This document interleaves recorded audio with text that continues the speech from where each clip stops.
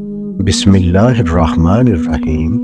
ابو قتادہ بیان کرتے ہیں کہ انہوں نے رسول اللہ صلی اللہ علیہ وسلم کو سنا کہ آپ نے فرمایا، اچھا خواب اللہ تعالیٰ کی طرف سے ہے، لہٰذا اس میں بشارت ہوتی ہے۔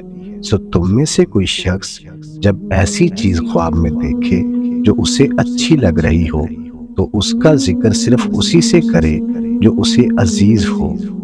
اسی طرح برا خواب شیطان کی طرف سے ہے۔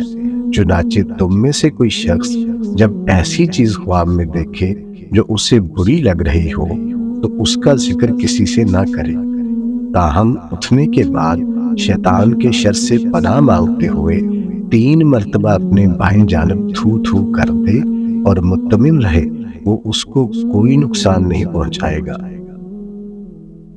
اچھے خوابوں کا اپنے عزیزوں سے ذکر کرنے کا اس لیے فرمایا کہ انسان حسد کے شر سے محفوظ رہے، اسے کوئی اچھی تعویل سننے کو ملے اور اس طرح کے موقعوں پر اس سے محبت کرنے والوں کی دعائیں اس کے شامل حال رہیں۔ برے خوابوں پر تھو تھو کرنا ایک نفسیاتی تدبیر ہے۔ اس طرح کے خواب سے جو اثرات انسان کے ذہن پر ہو سکتے ہیں ان سے نجات کے لیے اس نوعیت کی تدابیر بہت مؤثر ہوتی ہیں۔ ان کا ماخذ انسانی تجربات ہی ہوتے ہیں۔ نبی صلی اللہ علیہ وسلم نے بھی یہ بات اسی حیثیت سے فرمائی ہے۔ اسے دین کا کوئی حکم نہیں سمجھنا چاہیے۔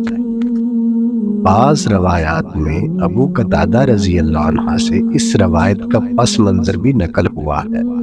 چنانچہ صحیح بخاری میں ابو سلمہ کا بیان ہے کہ وہ برے خواب دیکھتے اور ان کی وجہ سے پریشان ہو کر بیمار ہو جایا کرتے تھے۔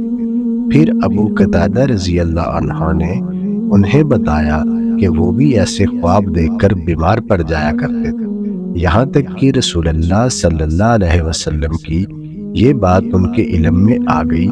اس طرح بعض روایات میں روایت کے خاتمے پر ابو قتادہ رضی اللہ عنہ کا یہ تبصرہ بھی نقل ہوا ہے کہ پہلے بعض خواب مجھ پر پہاڑ سے بھی زیادہ بھاری ہوتے تھے، لیکن جب سے رسول اللہ صلی اللہ علیہ وسلم کی یہ بات میں نے سنی اور اس پر عمل کیا ہے، اب مجھے ان خوابوں کی کوئی پرواہ نہیں ہوتی۔